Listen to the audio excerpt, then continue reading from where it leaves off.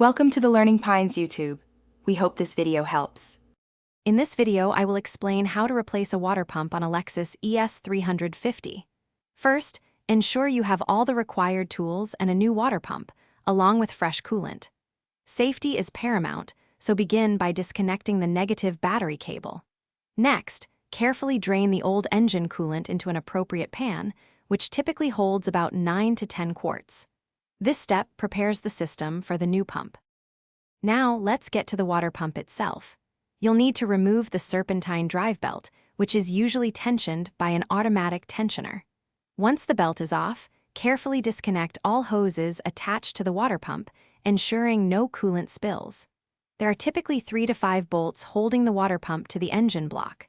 Remove these bolts to free the old pump. With the bolts removed, you can now carefully pry the old water pump away from the engine block. Be gentle to avoid damaging the mounting surface. Thoroughly clean the area where the new pump will sit, removing any old gasket material or corrosion. Apply a thin layer of RTV sealant if recommended, then position the new water pump with its fresh gasket and tighten the bolts to the manufacturer's specified torque, usually around 15 foot-pounds. Finally, reattach all the hoses you disconnected and reinstall the serpentine drive belt, ensuring it's properly routed. Now, it's time to refill the cooling system with the correct type and amount of new coolant, typically around 9 to 10 quarts. Start the engine, allow it to reach operating temperature, and bleed any trapped air from the system. Carefully inspect for any leaks around the new water pump installation. Thanks for watching.